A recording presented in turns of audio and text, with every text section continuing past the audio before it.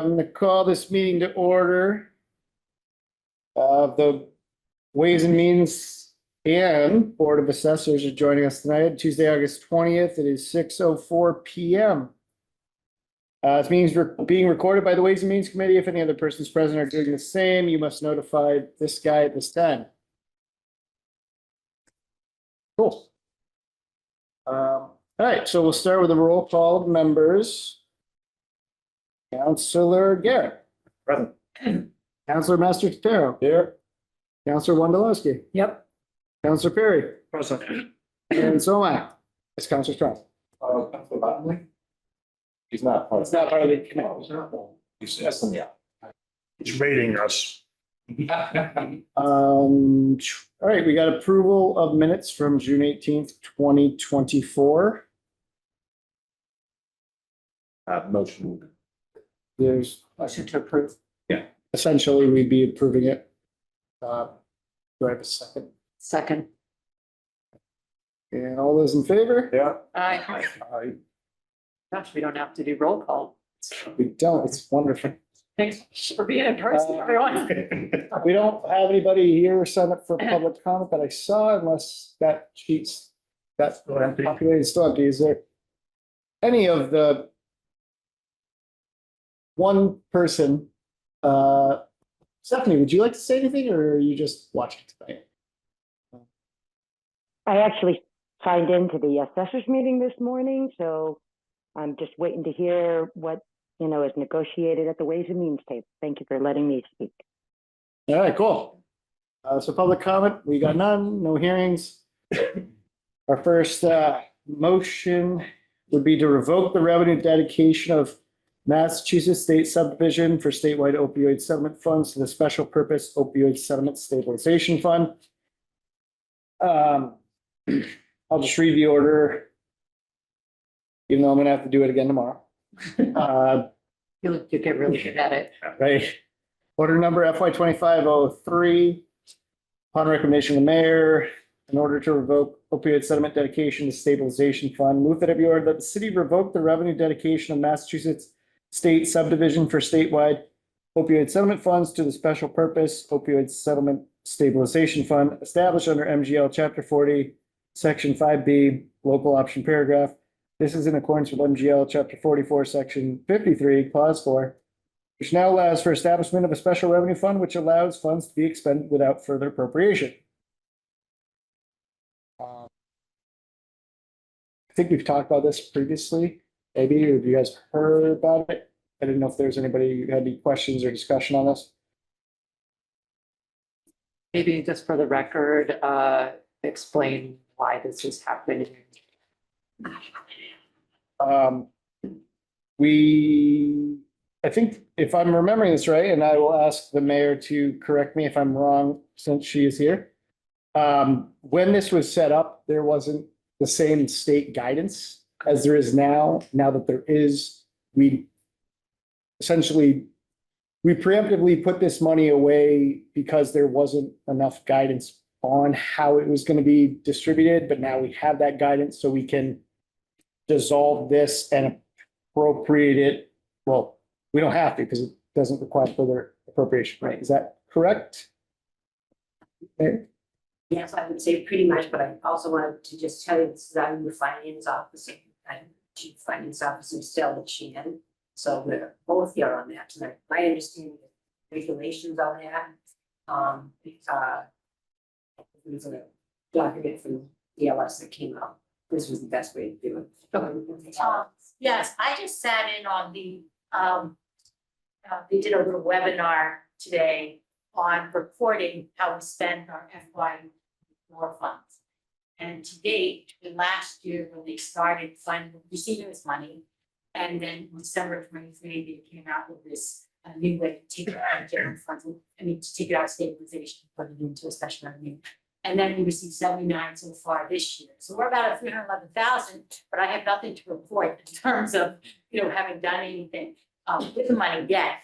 But I think that part of the reasoning of this moving to special revenue, so this requires appropriation stuff, is not just because they want, not to just mix with general fund, but maybe because they want to see it start to be used.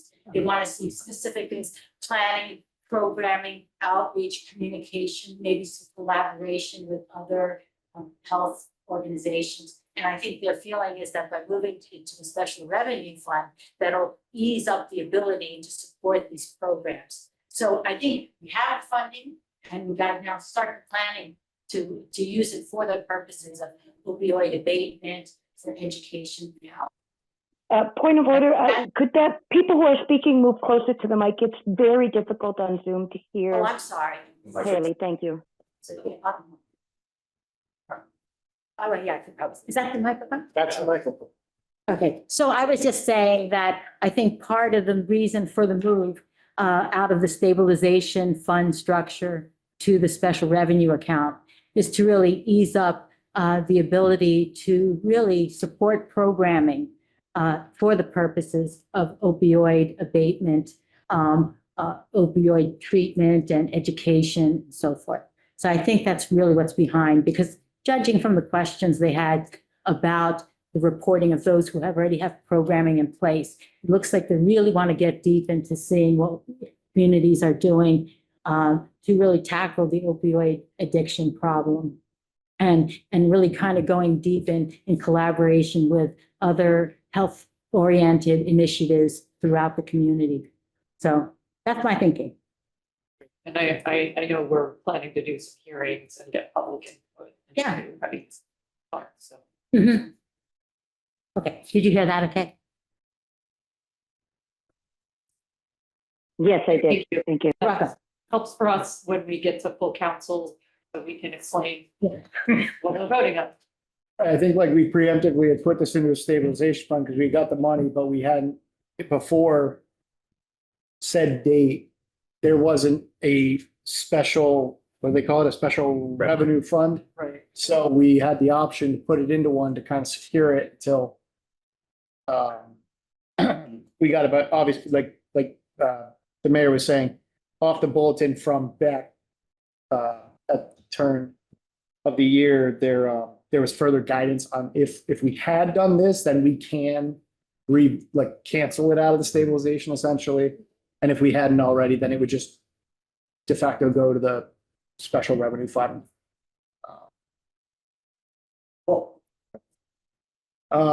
Well, do we want to, anyone want to, yes, I already made the motion. Anybody want a second? Talk about the motion because we already did it, but. It's turn. I can say, Okay, you said, all right, thanks. After we already had discussion. I love. just for the arrow up. So we're gonna vote on a recommendation to bring to council tomorrow night. All those in favor? Aye. Right. Heard five. And, what? Question from the general public. We don't take questions from general. public. I will remind you to not put anything in the chat. I know you know this, Stephanie. As this is, open meeting stuff, but we don't take questions. You don't even see the chat here, Stephanie. I actually don't even see the chat, but No, it was a comment, not a question. I was saying, explain the difference between the two different funds and like why it's important to put it into one that other than the other. That's all. I thought that would be helpful. Thanks. all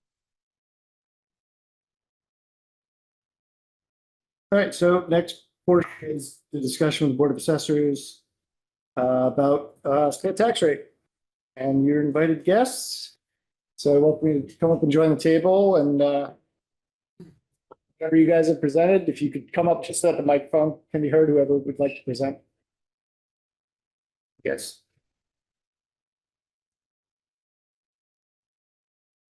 Very long time, we'll see. Hey, Mike, can you put me in, get me out of the waiting room? Back in the waiting room. Yeah, I already did this. It's like, anyway, okay. Gotta go out for a Giving you smoke. practice. What's that? thank you. Can we share? Green? Yeah, if he wants to do a screen share, because we got a Are presentation. you not already permitted? Is it not have a button for you to? Have a share screen option, do you? Yeah, Yeah. Go for it. no, you need to enable me. I need to enable you. Uh-oh. Oh, yes. it Now you're also- asking me way too much. Brings me back to Zoom. Participate. Where's, I don't know Chuck? how to do it on that. Chuck knows how to do it. You know how to do it on here? We need you to. Sweet. Be my tech support? Oh, no, I mean, please, by all means. It all takes a village, right? You know, this is. You know, we could all sit at the table, Chuck, we could pull up a chair. Yeah, I got it. I have way too much room. Boy, now I learned. We have to do it like every time in our meeting. Is Chuck. Randy the co-host too? Chuck.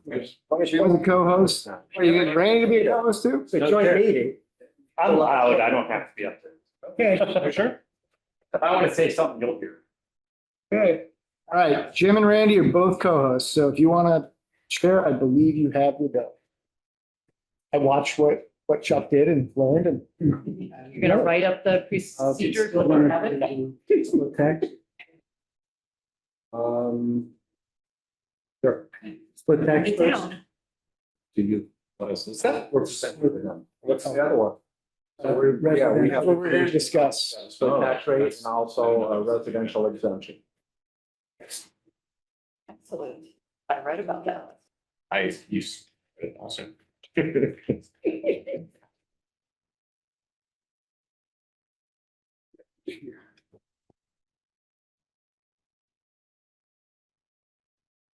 Okay. Yeah. Okay. Well, this is a presentation that describes what a split tax rate is and the implications of it. And it's really meant to elicit questions you may have so that we can answer them at your next meeting. So last year, and this is all geared towards our classification.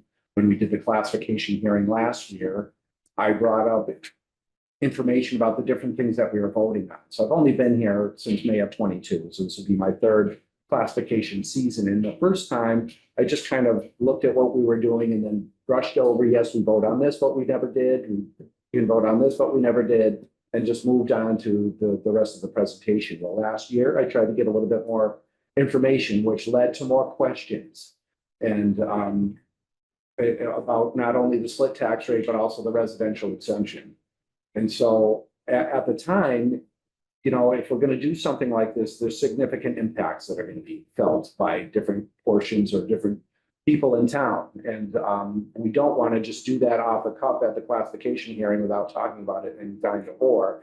So that's what I was suggesting, and glad that this year we're talking about it well in advance. So there were some questions. So prior to the classification hearing, we're trying to answer those questions and give you information so that when it comes time to make our final vote at the classification hearing, that you feel that you are well prepared and are knowledgeable or have gotten all the information that you want to of these certain things that we will be voting on. So tonight, where there's other things too, like one of the things that we vote on are the different classes of property. So residential, open space, commercial, industrial, or personal property. Historically, we don't have open space here. And so we won't be recommending to vote for or adopt open space, because open space, we use the 61 classification instead, because what it does is it allows you to preserve open space by not having it taxed as much as it could be. So instead, we do that through chapter land, either through 61, a forestry program, or 61A, which is agricultural, and so you're growing some type of crop, or 61B, which is recreational, which is as great an advantage, but still a great tax advantage to help you preserve open space. So we don't adopt open spaces and deal with it a different way. We do it through chapter land program. So that's one of the other things that we vote on. But that one's, I think, pretty easy to digest. And so we're not elaborating on that tonight, but anything that we talk about at the classification hearing or that we talked about last year, if you have any questions, that's what we're here, is trying to well in advance address them and make sure that the public understands that we're talking about it, So if, for instance, we decided to do a split tax rate, which is going to put a greater burden on the commercial property owners, that we don't want to just do that at the drop of a hat. We want to advertise it and let them know, hey, we're thinking about this. And they will have the opportunity to come to these, the hearings and put their 2 cents in or give their opinion. Who was here last year? You two? Oh, just me. I was physically in the room, but I was not. You were physically here. I was part of the audience. I was checking that. What is your process for public participation? Given that this is potentially a big change, you know, both the public and I think things like the Small Business Association and others. And so that's exactly what I'm trying to, or why we're trying to do this, is to put the word out so that it's not a shock. And so, yeah, let's make sure that everyone knows and is engaged and has additional information about what we're proposing to do or what we could potentially do, and then the impact of that. And so let's go to our next slide. Yeah, I mean, this, when you're shifting the tax burden, I mean, this is just a graphic that shows that. I mean, the taxes collected have to cover the budget. And, you know, you take from, you know, you increase the taxes on one person, you increase it on another. That's the whole idea. On the different classes of property. So we don't have the O there for open space. We just have the classes of property represented that we have in town, residential. And the 3IP stands for commercial, industrial, and personal property.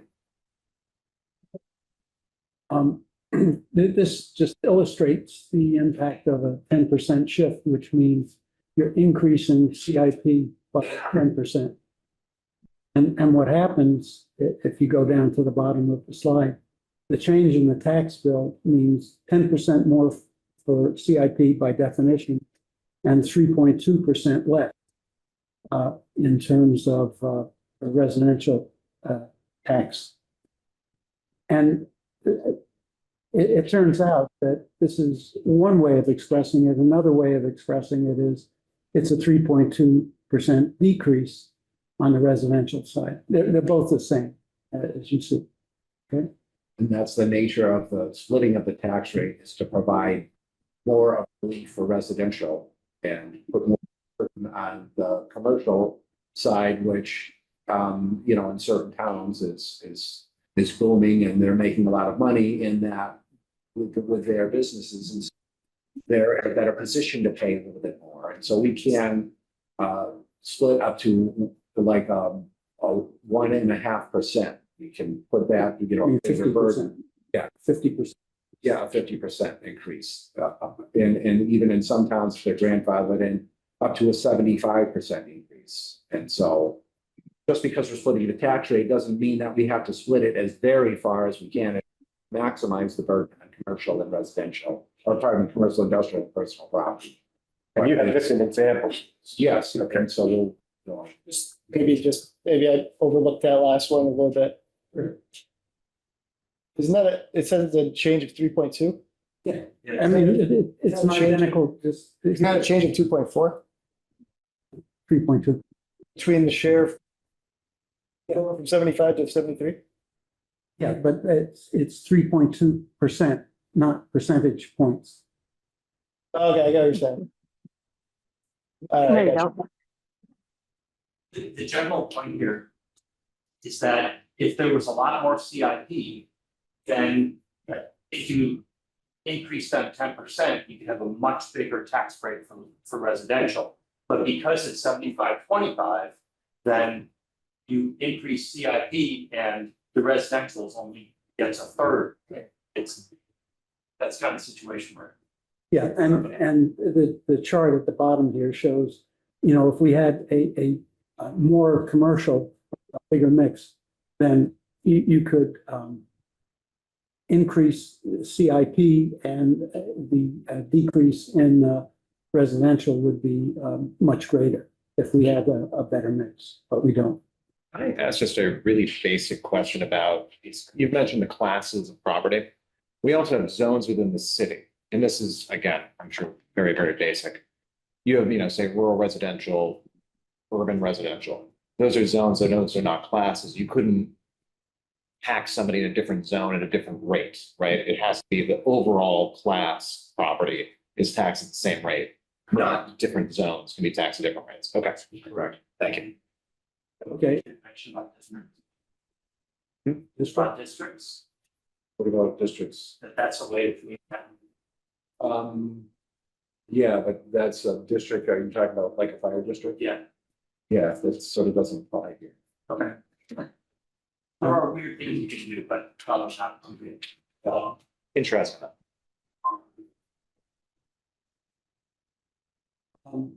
if, you know, it would be great if we could say, we're giving residential 10%, taking 10% off your taxes. As opposed to saying, we're raising commercial taxes by 10%, right?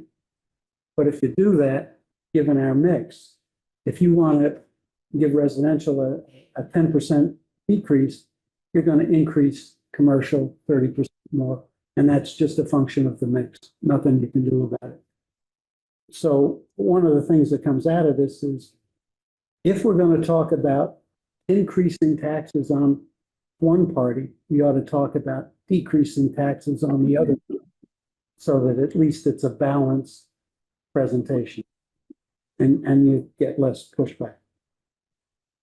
What this is showing is the gray line is the amount, the shift from, and that's the right-hand scale, the shift from commercial, to commercial.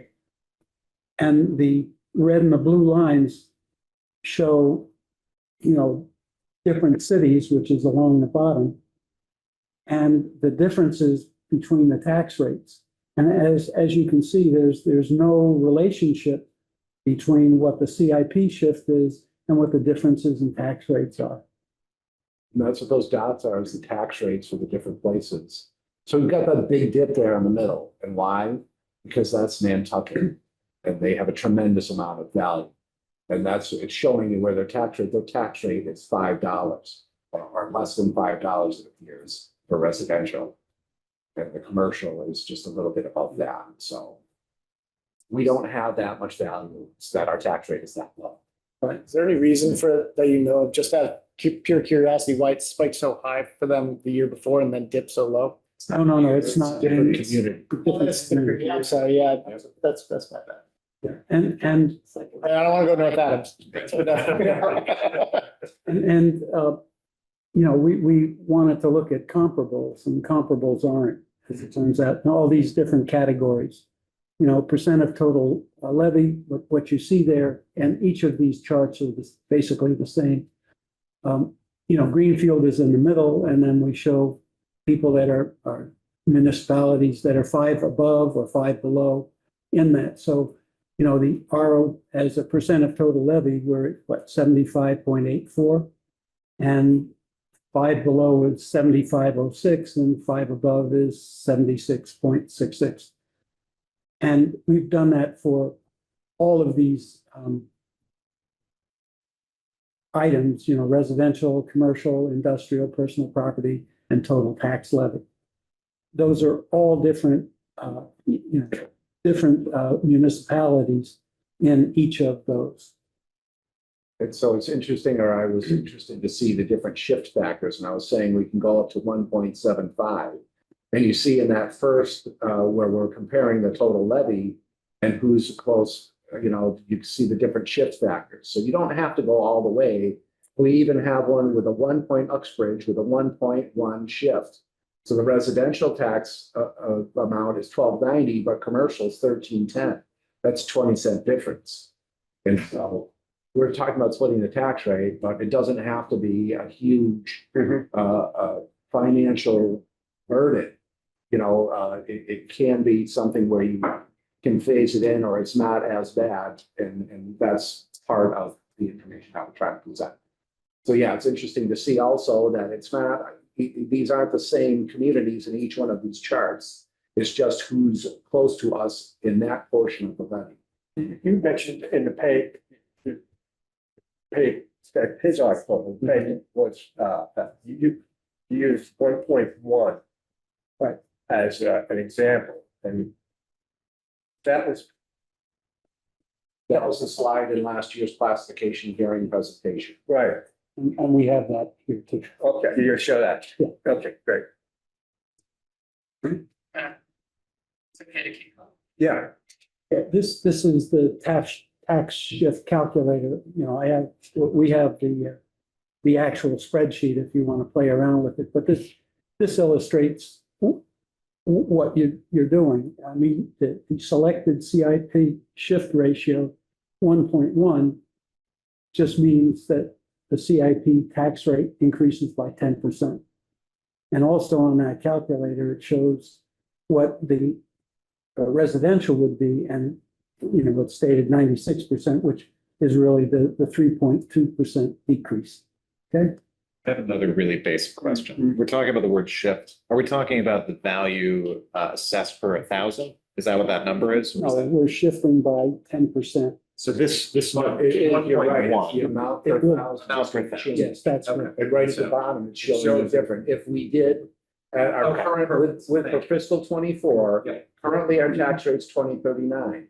But if last year we had decided to do a 10% shift, the residential tax rate would have been 1973 and the commercial tax rate would have been 2243 per $1,000 worth of value. That's super helpful because that's the kind of thing that I think residents are going to want to see. that's the number. Yeah, how does this affect my bill? Right, that's the Yeah. question. Oh, gee, how about that? Is how does it affect my bill? And that's what this is showing. And so, yeah, at 2039, that's where we were with both the residential and the commercial, industrial, and personal property. But had we decided to go with that 10% split last year, it would have been 1973 for residential. Instead of paying 2039, they'd pay 1973, and the impact is on the right. They would have saved $66. But to save the resident $66, we would have taxed the business $204 more. And that's if you value the assessed value, we're giving increments of value. So if your assessed value is 100,000, well, there's not a lot of $100,000 houses here in Greenfield. There are some, but it gives you different increments. So, okay, at 500,000, I'd be paying 10,195, but with the split tax rate, I'll pay 9867 and save $328. But that means that a business of the same value is going to pay 1,018 more. And so this is what we're trying to show you in dollars and cents, the impact with these different levels of value. And what would happen if we had decided to go last year, because all our numbers aren't ready for this year to give you like a hypothetical of where the tax rate's going to be and what we can do. So we're trying to look at last year to show you, the impact with tangible numbers, because we don't have those at this point. And if you want to see what if you did a shift of 15%, this is the table. I mean, the message is the same. Yeah, and you can see how instead of like in the first one, where it was $66, now it's $98. And it was 200 in the last one for the CIP, but now it's 306. So the more you increase that shift, then the more of a burden goes on to the commercial properties. And yes, it does, it helps out your residential, it's the side of things, but that's where, what we're tasked with is deciding on whether this is a wise thing to do and to what percentage should we consider. If I remember right from last year's presentation, kind of and maybe you guys are at the same point now, and this question I was going to ask in this anyhow is,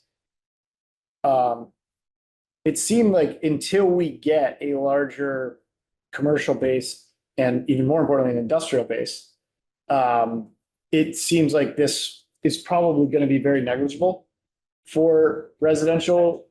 Very notable for business. Right, exactly, and so I think I know that a lot of people don't, they're very confused about the rate versus the valuation and things like that. I mean, a couple of years back, our tax rate was like 23 and change. I mean, we're almost maxed out. 23, 22. Right, 23, 22 is jacked up. I mean, that was like second highest in the entire state. It's the third highest. Or third highest, tax rate state, and I got. But the valuations were lower. And of course, so without understanding that, okay, well, after house sales out here during COVID, poison the market on that aspect. It's like, wow, look, we dropped 3 points, right, on our tax rate, but people's tax bills still went up. And because the valuation went up. So people don't feel, I think, that when they see the tax rate drop, but their bill still goes up, that it really means anything, because it's all just based on what we need to meet the levy, right? So, And so that's a big factor of what happened over the last couple of years. right, We started out at 22.32 when I got here. right. And it was the third highest tax rate. So that way, I don't know what we are actually, because the previous year it was 23.22. Right. And so it was even higher. And so we were still probably top three. So we went from fiscal 22 to 23, and I raised the average single family value by 16.5%. And our levy was $37,200,000 for in 22. But for in 23, our levy was really close to level funded, what I refer to as level funded. It was 37,700,000, and 500,000 on 38 million isn't that great of an impact. So I raised the single family value by 16.5%, and the tax rate went down by $2.67. So yes, it was a big jump in your value, but I really, when it came to abatement season, I didn't hear from a lot of people because the tax rate, and usually when you have that, the value goes up, it's an equal and opposite effect on the tax rate. And that's what happened between 23 and 22. But then we get to 23 and 24. And so I again had to raise values another 10.5%. So yeah, I raised values 27% in the last 2 years, nearly a third.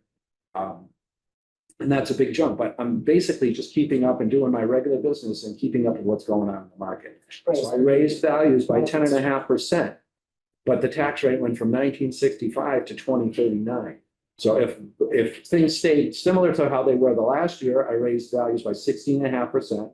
The tax rate went down $2.67. Now I'm raising it 10.5%. You would think, okay, it's going down $1.75. It's not going to be the same, but the levy went up. The levy went up from 37,700,000 to 41,993. That's $400 million or $4 million increase, 10.5% budget increase. And that's why the tax rate went up too. So then I raised everyone's values by 10.5%, and the tax rate went up by almost $1. And so that's why it's a very busy abatement season. I had a lot of explaining to do to people. How much, I have a question, how much did the residential tax rate go up in the last 2 years versus the business? I have that question right there. It's a single tax rate, so it's not the same. So actually, between 22 and 23, when I raised the values for the single family residences, and most of the adjustment I did, and I don't think I really raised commercial values at all, because the activity was in the residential market. We weren't having businesses sell for, extra hundreds of thousands of dollars. No, we're having a lot of the homes sell for 50, 60, 70,000 more than we have in value. Okay, so my question with the mayors. So in the last 2 years, residential properties gone up 27%. So last year I did raise commercial values by 10%. By 10%. The previous year I didn't. And so then they actually paid less in fiscal 23 than they paid in fiscal 22.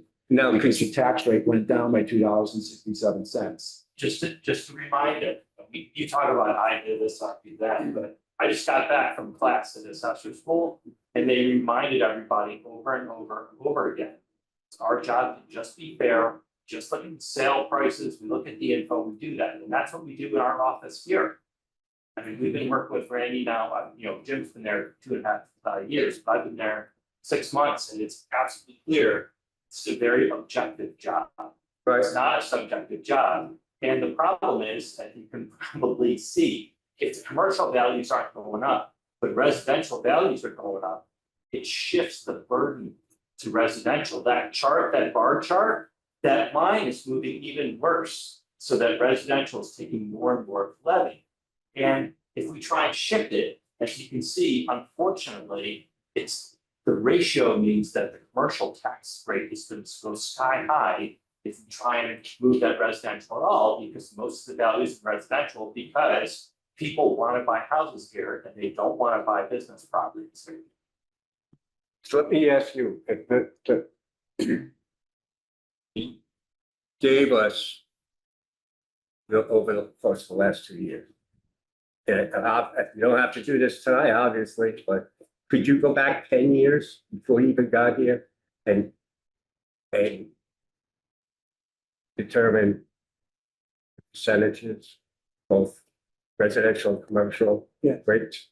Yeah, that's on the, And could you get that to us at some point? Like, Sure, we'll have that. And so that's part of why we're here at this meeting too.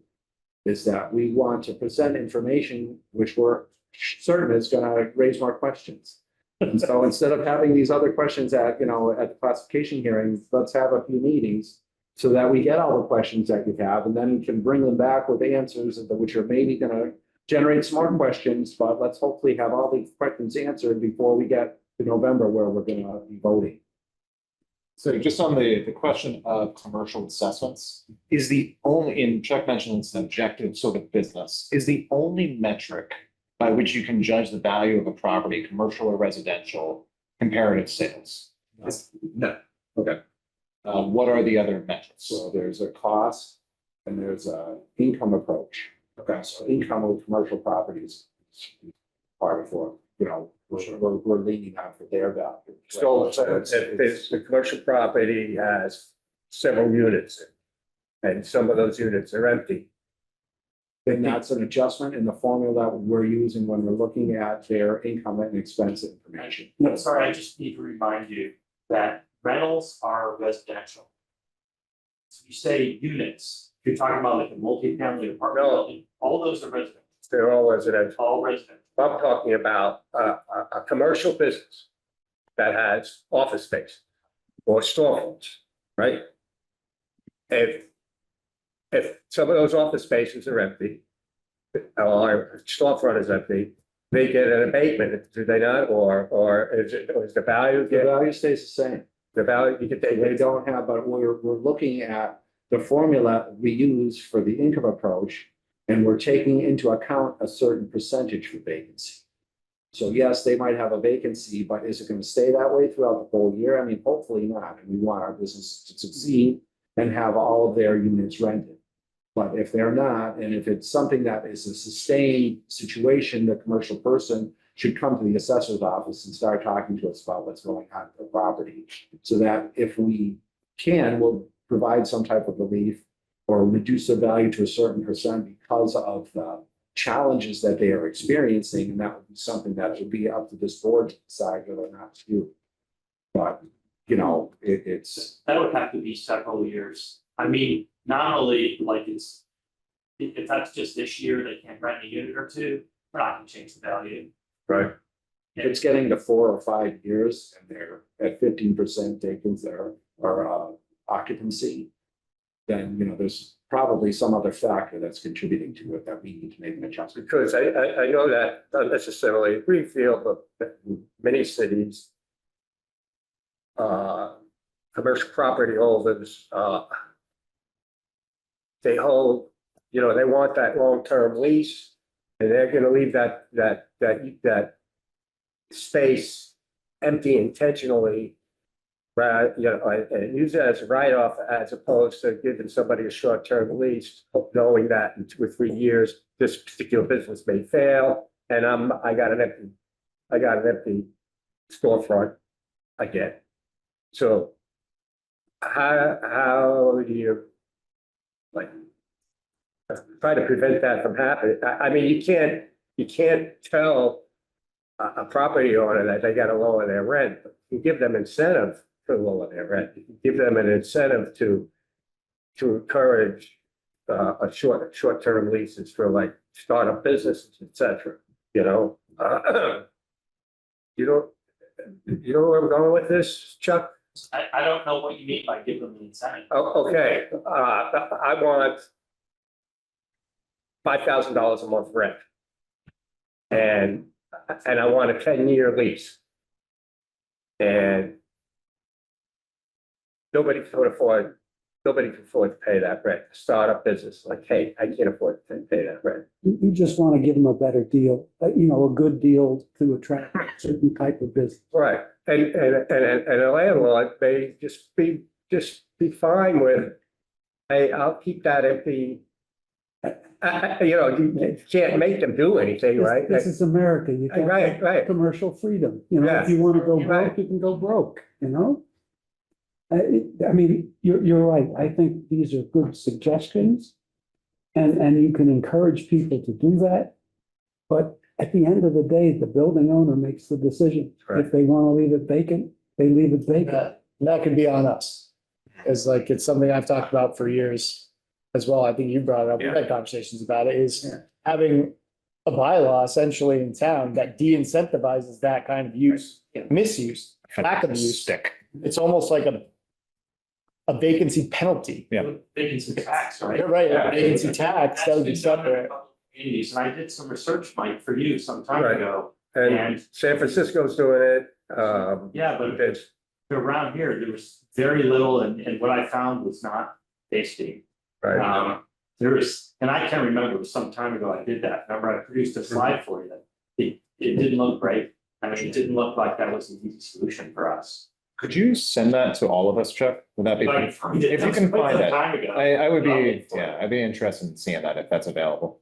So it looked like the communities that do split rate tax are all over the place in terms of the rates that they're doing. Is there any comparable sort of towns to Greenfield that have the same kind of commercial mix that give you a sense of like what? I think split rate tax helps to keep taxes from being regressive. And given that we have a lot of affordability issues in Greenfield, I mean, this makes a lot of sense. And it's hard when you're not moving the needle very much, when you're increasing a lot for the commercial. Right. So you don't want to disincentivize the industrial and businesses from being in Greenfield. We want that increase so that. Right. So I know it's a tricky mix, but And that's what we were trying to do with, or to find comparables, and that was his point, is that we don't really have comparables. So here, we looked at the different classes of property to see within those classes, who is comparable to us. So yeah. who on these is coming up quite often? It's in Fairhaven in a couple places. 1, 2, 3. Yeah, Fairhaven's in all top of the top 3. So maybe there are someone to look at as comparable. And that was one of the things that I did last year, because I like to show a comparable sized town, but I didn't really know and didn't have a lot that it kind of just hit the nail right on the head. Boy, yeah, they're just almost exactly like us. Yeah. They're very similar in several of these categories. So I sort of did the same thing and said, well, okay, for this, if you look at the total levy, here's who we're comparable to. And if you look at our total residential value, this is who we're comparable to. And we did have, like, for instance, I remember that Great Barrington came up with quite a few of the different metrics. And so they were one that was really comparable. But I was asking around to people in the council and just other people, and, hey, who are we, who would you compare us to? And I think, South Hadley came up, and that was one of the ones that was close, but it's not like, oh, I've got 5 or 6 of them to throw out. And it was more that, no, we have to do the research. And you know what? We really don't have a ton of places that are exactly like Greenfield. And so that's one of our challenges. Is East Hampton close? Is East Hampton close to us as far as? They were levy wise when we were 37 million. Now we're, I'm sure, further away. I mean, they've got more commercial and business and stuff going on than we do, even at the same population size. So it's a place like downtown, I know, Chuck, you were saying like residential is, even if it's multifamily, it's still residential. Doesn't that stop at a certain point? Where it's almost like owning a kennel, like you have a certain amount of dogs. You have a 14 unit, Still residential. still, even though it's a commercial building and it runs under different rules, it's still tax wise, it's commercial. If they are residences, it's residential. Yeah. So how about like a downtown You can do. place that has storefronts on the bottom and Mixed. apartments up there, so they get a split, Yeah, so. essentially 2 different tax bills? They would get 2 different tax bills if we had a split tax rate. But I mean, right now, how would you do that? So if you had 3 storefronts, a floor of offices, and then 2 floors of apartments. Be done by square footage. And I know we have a single tax rate, so that makes it very easy. If we were to have a split, By Then- square foot. And it's by. Just by square footage, Already set up in our CAMA system, our computer assisted mass appraisal system. So anything that is a mixed use property has the percentage, hopefully an accurate percentage of the square footage that's being used in the residential capacity and the square footage that's being used in the commercial capacity. And that's how we it's. rely on like permitting and things of that nature. Assessor's office job to be on top of all that information. And one of the key assumptions here, there have been rumors and unsubstantiated that the commercial properties have been undervalued for some period of time. And don't know, but if we properly value them, it could change the mix. Probably won't change it very much. But, we're still in the process of undoing some of the things that were done in the past that may have been, I wouldn't say, they're inappropriate if you look at them. Not necessarily undoing, but discovering and fixing. Sure. Undoing. Potato, right? Can you guys refresh me on the ratio that makes a split tax rate more appropriate? So right now we're looking at having, 25-75 residential, commercial, industrial, right? And that would triple the property tax with any shift that you guys are describing. In towns that do have a split tax rate, what does their mix look like? It may have I'm come. showing you right there, Right there. the RO percentage of the levy. And so there it is. First one on the The left. first one, Foxborough, in the Yeah. upper left-hand corner is a 75% residential. So they're all very similar. Okay, But is their value, their total value, right. is part of what comes into play there too. So yeah, with us, you want at least, I would say, a 20%, 28 before you split your tax rate. And then it depends on, there's other factors in how, how commercial businesses are doing in your town. So this kind of comes back to that new growth conversation, getting residential assessments lower, maybe by changing zoning, call me crazy, something like that. And so really we're not, the mix, not to jump ahead to the end, it sounds like the mix right now is not as favorable as some other communities have. Is that what I'm? Well, it's more, I think, the strength of the commercial. Is stronger, yeah. It's stronger. So, for instance, I was the assessor in Lennox, and they do have a split tax rate. It's not a tremendous split, but the concept is that there's these businesses that are in Lennox in this tourist attraction town, and they're making a lot of money because they're in Lennox. And that's what we're trying to tap into. So guess what? You're doing really good because you're here, and because you're here in our town, we're going to say, hey, we want you to shoulder a little bit more of the financial load. And many of them are happy to do that because they know it's such a great location. Right. And I had business owners come in and say, I love it here in Lennox, and I don't mind, here's my personal property information. I don't mind, this particular art gallery that I was talking about, and they just loved the fact that they were in Lennox, and it was just a correct location for the business of that type, and they were thriving. A pleasure to buy the millionaires their school uniforms. Right, and so when it's, when we have that same, or when we feel like our commercial entity is thriving here, then that's going to be maybe a more appropriate time than really what we're looking at in the current. So we don't feel that way now. You don't know. It's not up to me to decide. Do you feel that way, Rick? Really, or on you, because you're on the Ways and Means Committee. I'll just say, I think Jim does too, but I've had some corporate experience and I've seen a lot of what corporations do from the inside.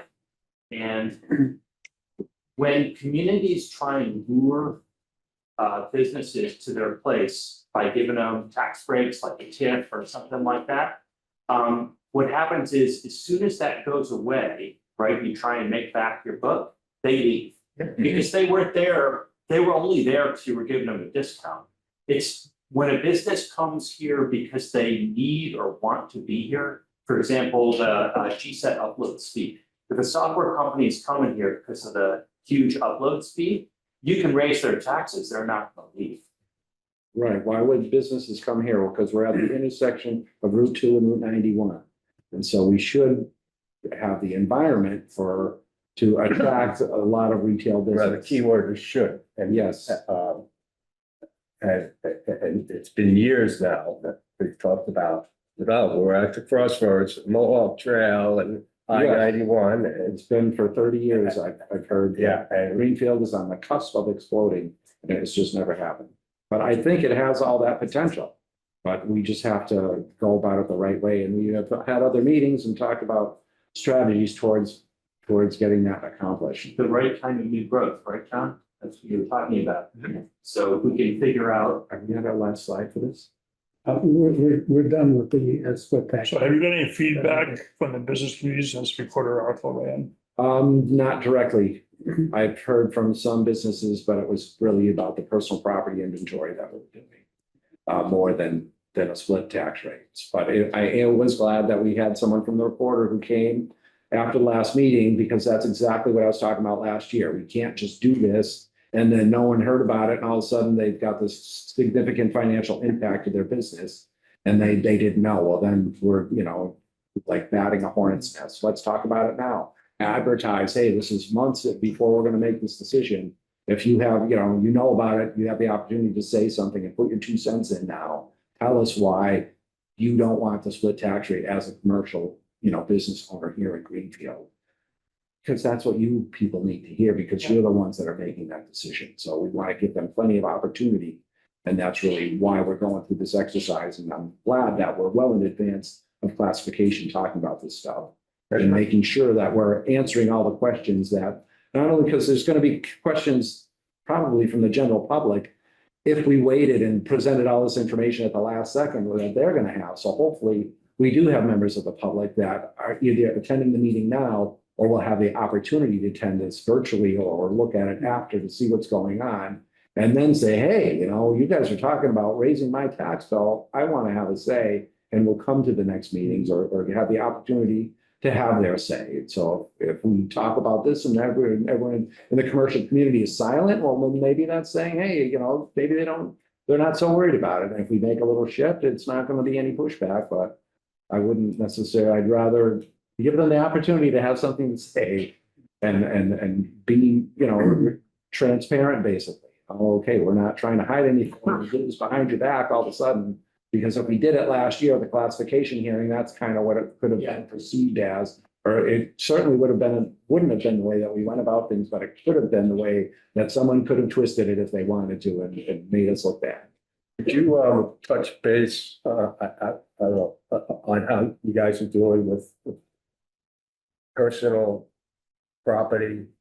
And what, if any, feedback you've gotten from commercial businesses?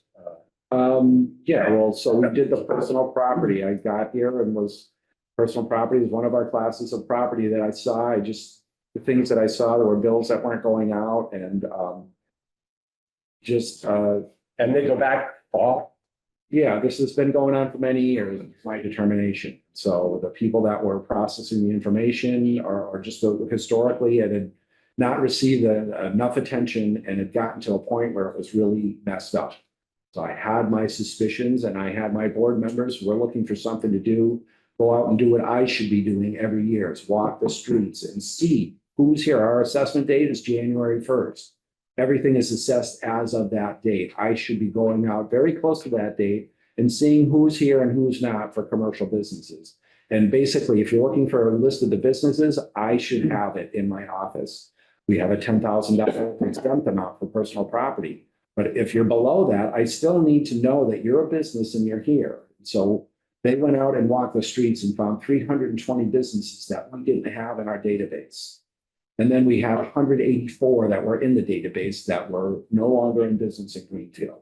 So it's been sorely neglected. Yes, I've received several calls from people complaining, but they're from businesses that have been in business and really should have known what personal property was, because every business should know, and they should know on day one and not 5 years later, I'm in business and I've never heard of this, what's going on, or 25 years, or, you know what I mean, however long it's been. Everyone needs to know. And it's up to our office to be on top of it and doing it the right way. It wasn't where it needed to be, and it wasn't fair for businesses that are honestly reporting every year with their form of list, what their stuff is, and they have property that's in excess of our amount, so it's a tax bill that's getting paid and they're paying it. And there are other businesses that don't know what personal property is and have plenty of value that weren't getting a bill. And that's why we did the inventory. It needs to be fair and equitable across the. And so is your system gonna keep that inventory up to date now? That's our goal, is to stay on top of it from now on with the information that we receive back every year. But it's also, we need to analyze that. And because I've had situations in other towns where a large hotel all of a sudden lost $200,000 worth of personal property. And so it's all the furnitures and fixtures in their room. Well, okay, you might have depreciated it with your net book value down to nothing. But it doesn't mean that if I go to your hotel, all the rooms are empty and there's no longer any furniture or bed to lay on, or TV to watch, or coffee maker.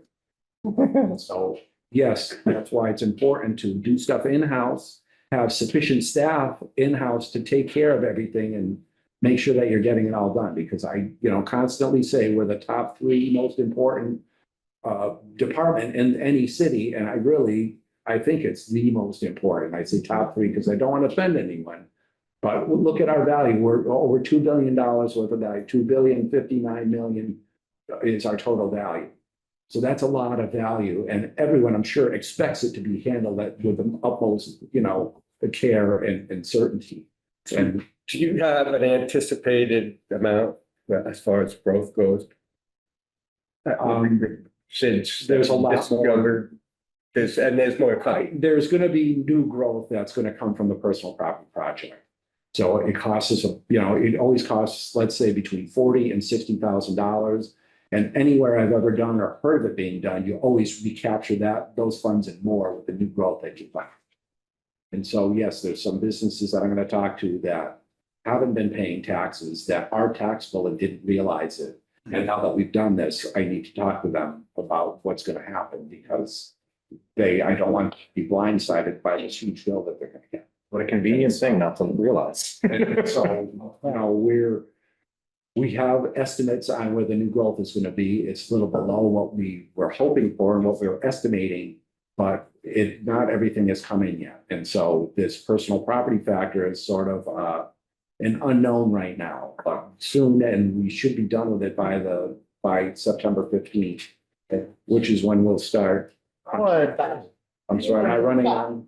Am I talking too much? No. I wanted to compliment you because this was all Vandy's. He came up with this idea, put the whole thing in, wrote the thing for us to get somebody to get going on this, saw what was happening, and I just wanted everybody, this Ways and Means Committee, to know that he was spearheading that. And let's not even tell you the person figured out how to get that person in, so kudos. Do you anticipate a ceiling on assessments? I mean, you keep talking about it goes up every year. Do you anticipate it eventually topping off somewhere, or is it just gonna keep going up and up and up? You can't just keep going up and up, because you can only tax to a certain level. Sure. Only goes $25 per thousand. Right. It gets adjusted around when you're doing the split tax rate. And so the tax rate's over 25 for commercial. But the bottom line is it's not more than $25 per thousand for the whole ball of wax, basically, for all of the values together. So there's got to be at a certain point where we get to a certain point. But if your question was, can values keep going up forever? Sure, values can keep going up forever, but of course, values go up, tax rate goes down. It's you guys who set the budget. Sure. So you guys can keep making the budget go up and up and up, and once it hits Prop 2.5, that's. Yeah, you come that's up all to we can give you. what you want to be, or what you don't want to be called as a cap community. And that's where we got dangerously close to last year. And I was talking to the finance director at the time saying, hey, what are we doing? Because the levy went up so much. So you have your levy that you're taxing, but you have the levy, your total levy, your levy ceiling, or what you can, your total taxable amount. And then what's the difference between what you're taxing and the maximum amount you can tax is your excess levy capacity. So we don't want to have our budget be so big that the excess levy capacity that we have, which used to be $4 or $5 million, and now it's $80,000 because we increased the budget so much last year. So that, yes, what happens when we get to that point? Well, then we have to, at everything that we have to, our budget's larger, but we can only tax to a certain amount. So everything else has to be an appropriation. Sure. So that's more and more money that's just added to the budget and just makes it that much more that the town has to come up with. And when you get to that point, you'll be like Springfield was several years ago and going through receivership. Obviously, we don't want to go there. We want to keep things under control and make sure that we're doing our job. Not saying that anyone in Springfield wasn't doing their job. But, you know, all of us in this room are responsible for staying away from that, because then you're really in trouble. You're exceeding the amount of taxes that you can come up with to run the town. I have another question.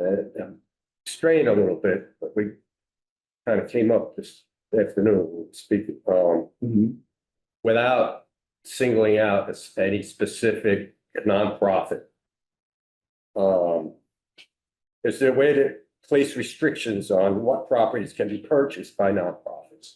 And that's something that we talked about it, but I don't have a ton of information on that. It's more of a concept and something that I see not necessarily comfortable with. Right, I mean, there's properties getting taken off the tax roll by, But it depends on the use. it depends on the use. So if they're buying apartment buildings and they're using them as apartment buildings, they're taxed as apartment buildings. Doesn't have a rule, it runs them whatever. Yeah, if it's a charitable entity, then it's not, it comes off the tax rolls. And that's what we're talking about, because we have entities that are buying residential properties and then putting their business model into these residential properties. But that still has to be for the purpose of the. For their charitable purpose, Charitable yes. So if the apartments that were bought for, Well, these are single family homes that are being bought. I understand, but You know. it's the same principle. Right. The point is that if it's used within the, the permissible, The mission the of mission whatever of the organization, then they get taxed, they don't get taxed. But if they're renting them out to other people, they do. I mean, we have that. I guess I'm thinking maybe local ordinances. I don't know if that's. Yeah, you're a little off topic because you weren't in on our conversation. But I'll explain a little bit more of what we're talking about. And let you know, but yeah, there's, entities that have multiple residences in town. And now it's over $3 million in taxable value that's off the tax rolls because they're expanding their footprint. But they're still using those things for their mission. Well, they're providing services offerings that government used to offer, and now nonprofits are doing social services, so. So, yeah, that's a difficult conversation that we're only just starting because we're talking about, a political hot topic, You don't want to say, oh, well, you're charity, you can't come in here and do your work because we don't like how you're doing it, or, that's just not done. Possibly through bylaws of the town, we could say that, we want, to isolate into certain parts of the town or something like that. I don't want to necessarily regulate it, but I don't also on the same hand, other hand, I don't agree with the way things are going and how things are happening. But Back on top. yes, that's sort of another, I knew where we were. Right. Right. Or on topic that your Yes. department can maybe handle is, so I know you're talking about businesses that aren't knowledgeable of their personal property that they're supposed to be filing and such. Now, the business certificates don't go through your guys' department, correct? Business certificates are in the clerk's office and we get them every year. Right. And that's. And then they get mailed a form of list to fill out every year, correct? Right, If actually, it's- you're a registered business. Yes. I mean, it's $25 for 4 years. It shouldn't be that hard to do. Right, and not everyone gets a business certificate. Of course. That's part of the other things that we've run into are these businesses now that are seeing us advertising and we have, the personal property frequently asked questions. And we're advertising that, hey, we're coming out to your business to do this inventory. Sure. And that's if you can recognize the businesses Well, since operating.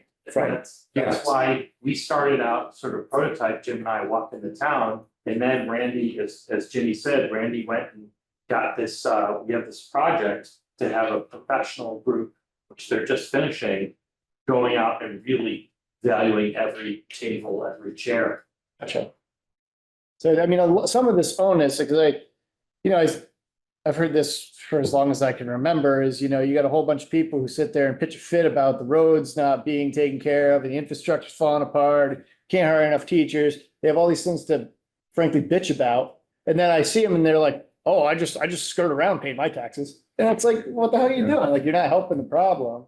And I see that I know plenty of people who own small businesses in town who, they skimp out on paying commercial plates.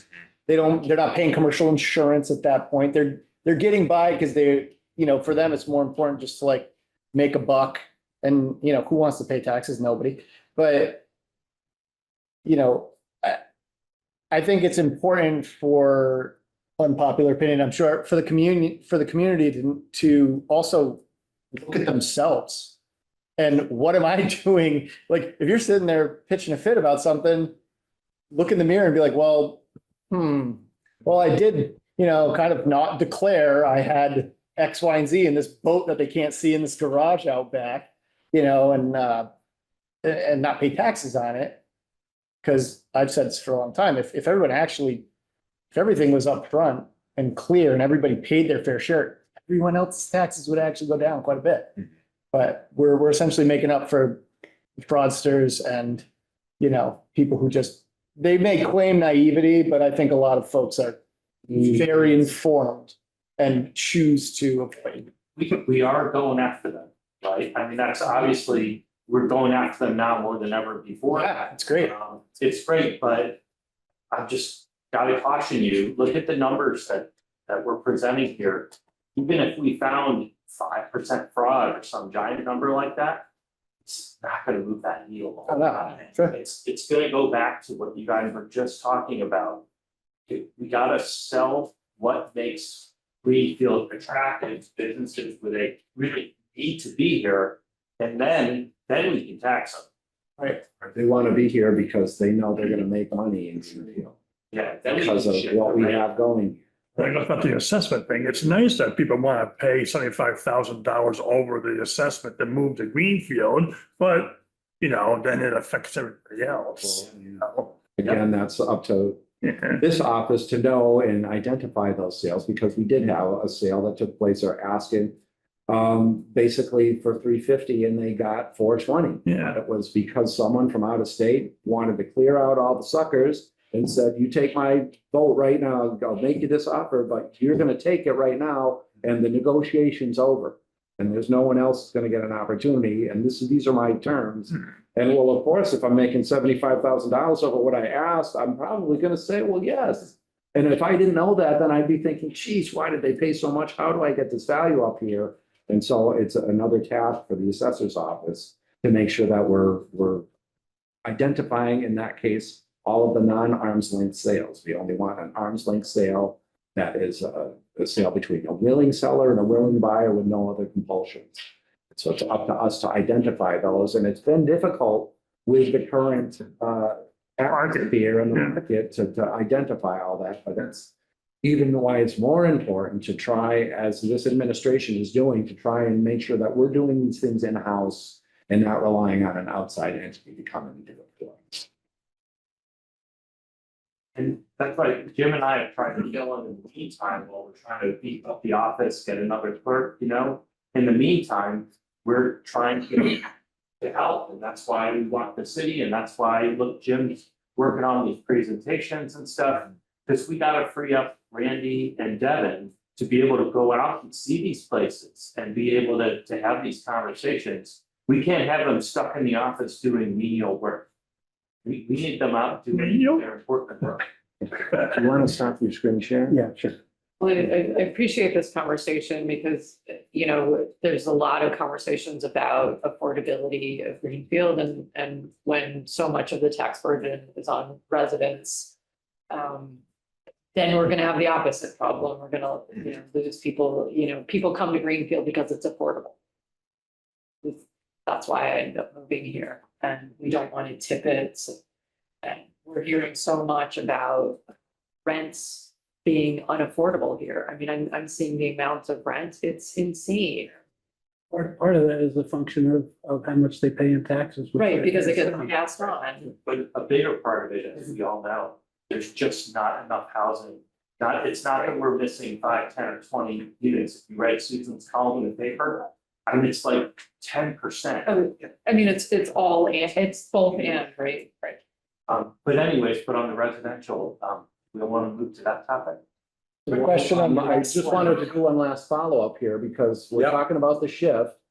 And so here's where we can go, and this is the options that we had from last year to go with either a single tax rate with a tax rate of 2039, or we could go with all of these different splits. These are the different options. So a 1% split, which would take the tax rate from 2039 to 2032, but increase it from 2039 to 2059. And so I'm here to get to I can break it down in different ways. But if we go all the way to the bottom to the 1.5% split. Over here, the 1.5, okay, here's the maximum potential savings or where we could put the residential rate at the 1710. And then but that's what it's gonna do to commercial going to 3058. So I just wanted to say, here's the whole, scale of the options that we have to split the tax rate. And look, there's 500 of them.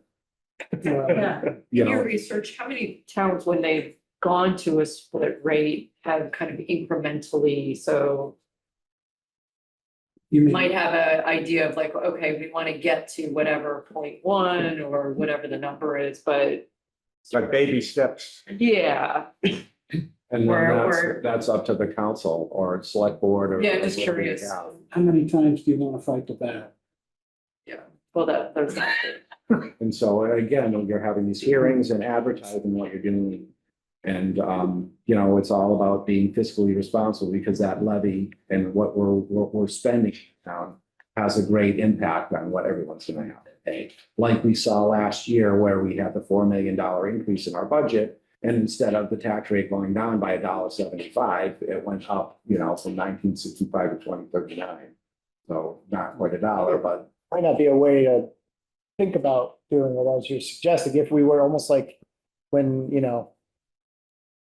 wasn't told agrees with it, but when the incremental like minimum wage hike, right? They did it across the 5-year period. So if it were, announced well in advance by having these kind of discussions, like, look, our goal in 5 years is to have a 5% split rate or whatever it would be, and do it incrementally by a percentage a year or whatever, just something like that. I think if we were to do it, it wouldn't be such a shell shock. 5 years. right, and then phase it in, almost similar to a TIF, but kind of the other way. The other way. Yeah, to say, okay, yeah, we're gonna go to split tax rate, but you're gonna pay 5 cents more this first year. And then you're gonna, and then work it up that way. That's a possibility. Why don't you bring up the next presentation? I got one last question on commercial assessments. Have you guys in your research done any comparisons between a revenue model of assessment versus a comparative assessment? So he mentioned a little while ago that you can decide the value of a property based on its revenue and income. Oh, this is the commercial. part. Yeah, commercial property. So let's say like some business that got a TIF. At some point, we want to see, hey, was that worth it? You look at their assessed value, based on comparative sales, let's say it's a car dealership, then you look at the revenue. Have you guys done any of that work to see what the difference would be? Do you know what I'm asking? Like you take a business, currently we're doing comparative sales. Have we looked at the revenue piece? Like what would be the difference in the value at any given business? Is that something that you guys have done? And I haven't done that Okay. yet since I've been here. And this is the. But it is Gotta give something, you guys. yeah, that's part of what we're responsible for. And just to correct me if I'm wrong, but there's 3 ways to do it. And my understanding is you have to do it 2 ways for every business. So it's not like you can only do it by the income and expense. So if you want to totally disregard sales, then you have to also do it by the cost. So how much would it have cost them to build that building? Right? So you're always doing it 2 ways. That's assessing any Business. any business. And what about just, Or commercial property. for example, the former, I guess the belongs to years now, Sarucci's property up there by Stop and Shop, okay? That was just rezoned last year. Stop and Shop pays them, I think it's $1.3 million a year not to develop that land. Is that income taxable?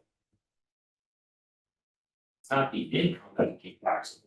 It's That you can use the income and expense statement as one of the ways. of to that. value, that, yes. So you could raise the value of that property by taking into account that income. Right, but then you have to use another way too. Right. So what's the cost of building an empty lot? Zero, right? What's the cost of a lost opportunity? Right, But actually, right? And then the sales. What are the commercial sales that are comparable to that? How much money are they making? And nobody's, there's not a lot of commercial sales. it's not letting me. So even if they're making 1.3 from Stop and Shop, you can't just do it one way.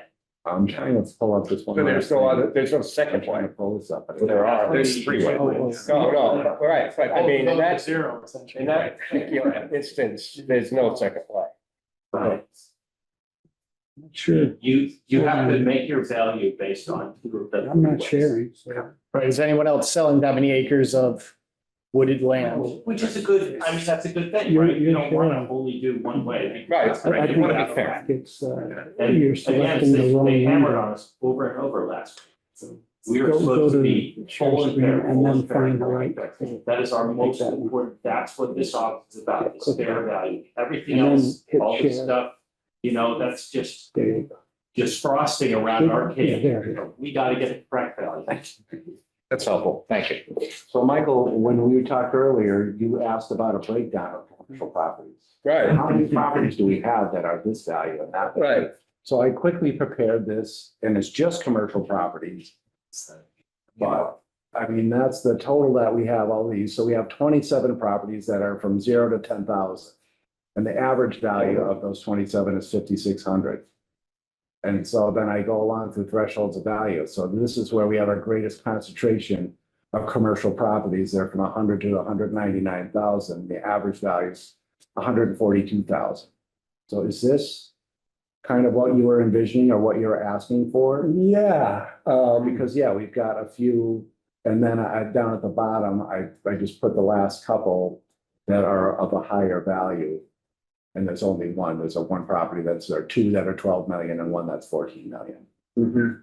But this is a breakdown, or you were asking for So more you've got, information. there's so- a substantial amount of properties that are between 350 and 500,000, right? I mean, Right, well, and that's what I thought that this was good at, to show Right. you where the concentration of value really is.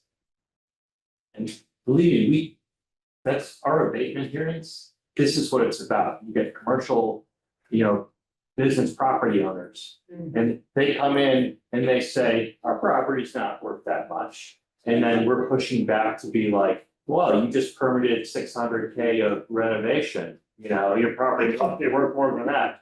And we've been very hard nosed this year. You do that. I mean, that's like the platform I ran on, right? It's be really hard nosed.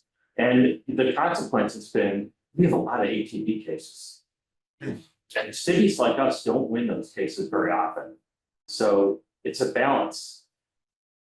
Randy, you want to say, since you have the experience, do you want to say the words on that? Yeah, we do. We've got a lot of places that have applied, and so they applied for abatement. We basically said no, and then now they want another opinion, and so that's going to ATV. So yeah, you got to watch out. It's a risk reward thing. So we're talking about a commercial property that has a big lease on it. So there's nothing there, but they've got the lease. Well, we have a risk reward opportunity here. So how much are we going to say, yes, they got this lease? If we look at an income approach, then their value is this much, but then we're going to have to defend whatever addition to value that we put there. So it's a risk reward. Well, how much more are we going to assess that property because of, what we know is going on there? And then we're going to have to defend that. So if we do some type of move like that, there's a certain property and we're saying, hey, we're going to raise their value 500,000. It's going to be X amount of tax dollars. Then we need to build up our overlay because that's a risk that we're taking and that we're going to have to come up with that money somehow if they decide to take us to ATB and they win. And what are the odds look like on that? I mean, Well, historically, It depends, and, was that a question I should ask on the, right now, maybe it's a sensitive subject, and I don't know if no one from ATB is gonna tune in. But, really, my impression is that they're very concerned with their customer satisfaction surveys. And, that if we get to the point where we're going to ATB, we better be really prepared. And, they might end up just, throwing them a bone is kind of how I've sort of looked at it, or what I've seen happen when I got into ATB recently with residential and commercial properties. So we want to make certain that we're sure of our value, that it's a sound value, and that we have, a backup and a plan to defend why we put that value on there when the time comes. ATB is Appellate Tax Board, in case anybody in the public didn't know what that was, because I did not. And it's the state agency that looks at the appeals, which makes sense. Right. But I just wanted to say When that out you have loud. a disagreement with the assessor on your value and the assessors say no, that's your recourse, is to go over the assessor's head, which is to the appellate tax board, and appeal to them to say, hey, I'm talking to the assessors and we're not seeing things the same way. So we need someone to make a ruling. So it'd be better for us to try and settle and agree with the person before we go and leave our fate in someone else's hands. Quick question on your last charts you had before that I know are down now.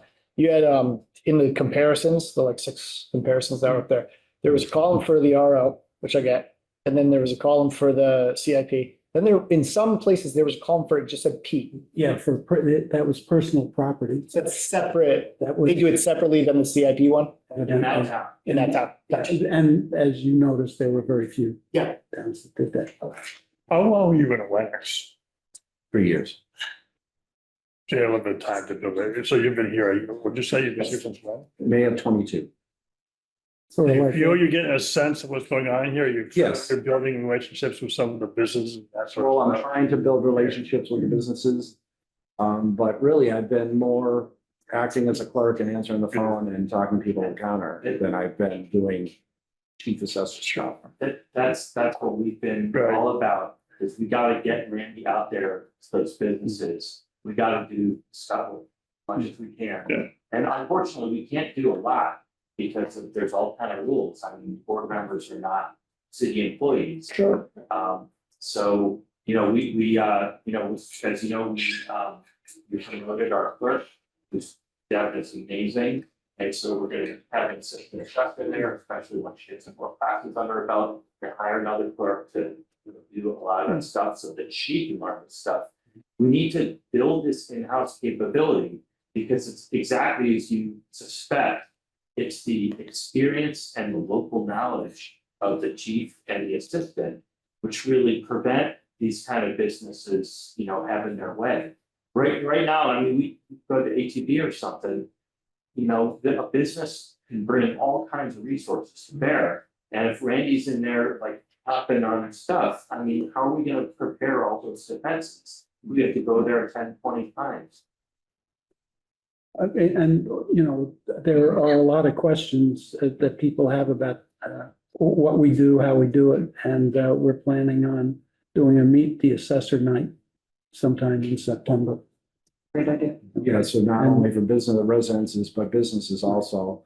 I've gone to a Rotary Club meeting to try and engage with the businesses, although that was when I first got here. And because of COVID, it wasn't really up and rolling and really rolling, the way it usually is. But I also recently got the attention from someone from Greenfield Business Association when they heard about the personal property project. So You did. I have talked to Hannah, who is the director of the Greenfield Business Association, and she even made a couple of videos, and I was telling her how I want to be, as the assessor, accessible to the public, and that's why I went to a Rotary meeting. I want to try and get to the Chamber of Commerce breakfast, but I live an hour away, so it's been more of a challenge to get there.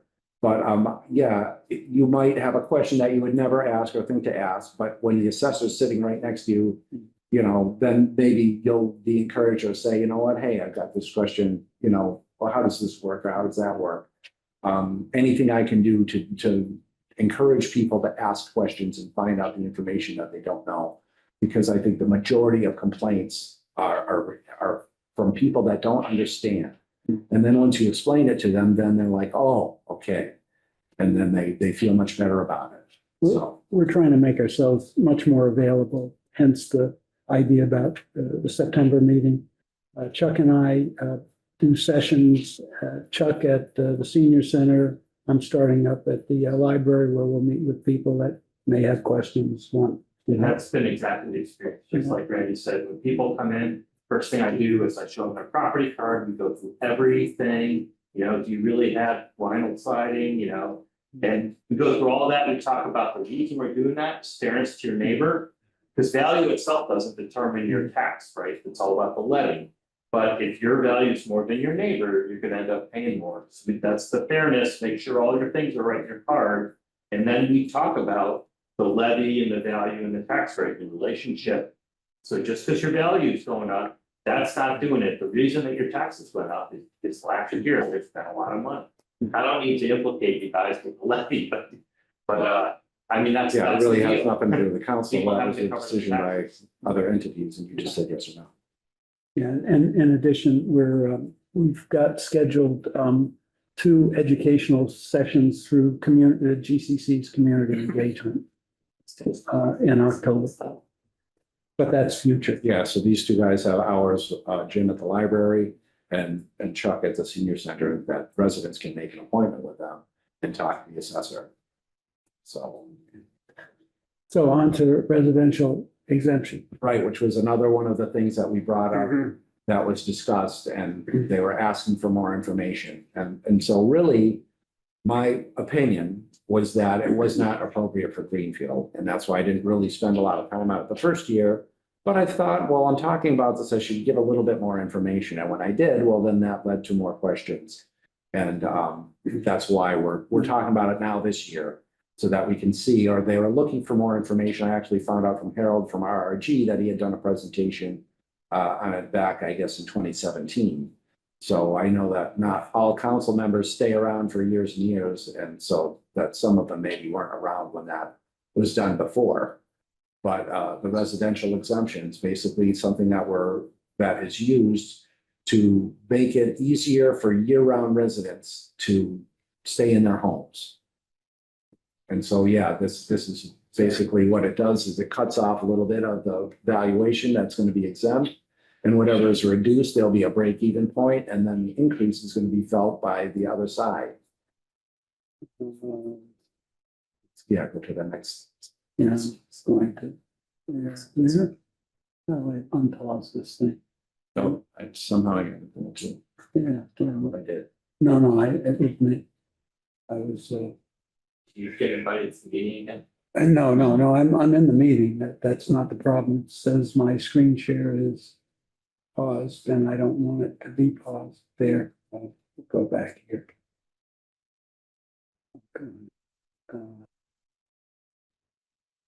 These exist for commercial properties too, right?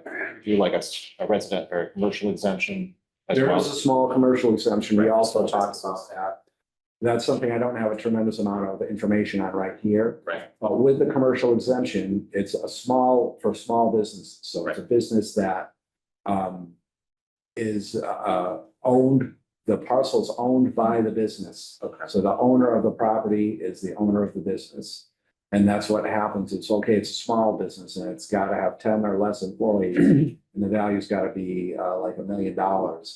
And so when you apply that, a lot of times these smaller businesses are leasing from the owner of the property. Right. And the benefit doesn't really go to them. Got it. So So that's restaurant on Main Street who's renting from a larger. commercial exactly. property. Exactly. It's disappointing, but as we talk about residential exemptions, this just illustrates what we're talking about. An exemption is exempt, property valuation that's exempted, not tax exemption, like you're a veteran and you get so many dollars off your tax bill. So the exemption is usually a percentage of value. And, the exemption is going to depend on what your property valuation is, And then some people, the people that get the highest exemption get a reduction. There's a point at which some properties get no consideration at all. Yeah, And they'll then basically there are other pay the costs. same thing that they would have paid with an exemption. But then the increases, yeah, so then this is how it works. So communities can authorize a residential exemption to all class one properties. There's a couple of things and why part of the reason why it doesn't work here in Greenfield is that it must be a primary residence, owner occupied property. So, multifamily, it must be owner occupied to qualify. The exemptions can't exceed that 35%. It used to be 20%, but they changed it in 2017 with the Municipal Modernization Act. So where they could do a larger portion of it. But the key thing that I want to point out here is the primary residence. The primary residence, it's where you live. It's your only house. It's where when you leave and go on vacations, where you plan to come back, where your social events are centered around. And it's where all of your social activities is happening. So let's go to the next slide. Okay. So the residential share of the tax levy stays the same, but the exemption is distributed over the less assessed values. And so this bullet here says homeowners with moderate value properties pay less taxes, but this bullet is very important. It's the owner of rental properties, vacation homes, and higher value homes that would pay more. And that's when it's more appropriate. So I talked about Lennox. It would be appropriate for Lennox to adopt a residential exemption because you have 28% of the single family homes and condos in Lennox are second homes. So it's homes that it's, because this is a vacation area. So, one of the other places is Truro that has adopted a residential exemption. And why? Well, because they have a lot of people that own these vacation homes and through Airbnb or their own means are renting them out 50, let's say 48 weeks of the year. And then the rest of the weeks is when they're there and they have that, but they're making money off of that. And it's not their primary residence. They're buying that because of, the place that it's located and because that's where they want to be. And so I just wanted to point that out because that's why I'm feeling that it's not appropriate for Lennox or for a Greenfield. Because we don't have that same, we're not a tourist attraction town. And we don't have people flocking here because of they want to, although I don't see why we couldn't. And I think that we should try and invent ourselves like the Berkshires, where people go to leaf peep and we have plenty of foliage here. Why can't we be promoting the same thing here? House those people too. We don't have that element here, and that's really where you shift the burden to these people that aren't here, but they still own the property here. So yeah, the values of these places where there's vacation homes, they're selling for a lot of money. Well, because they're more of a commercial than a residential entity. And so that drives up the value of every home, whether you live there year round or not. And so this is a way for someone who wants to live in Truro year round to not have to pay taxes on the full amount of their value, which is inflated because of the sales of vacation properties. So in this case, I know we were talking about before how even if it's a rental building with 14 units, it's still under residential. This would essentially make it commercial. Right? It would, No, it wouldn't make it commercial. Well, it wouldn't make it commercial, but they would be paying a higher value. They would be paying a different rate because it's not owner occupied. The problem is, you'll see later, this is foreshadowing the real problems.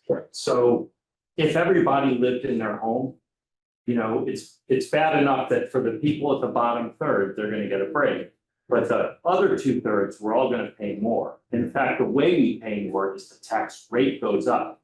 So we all get a $50,000 off our value. But if your home is worth 500K, then that 450 tax rate is gonna kill you. Whereas your home's only 100K, okay, 50 of it, you're gonna pay a little more, but you got 50 off, so it's a big deal. But if you're a rental guy, okay, you don't get squat, you don't get that 50. Right? So your taxes go through the roof because you don't get the exemption and you have the higher tax rate.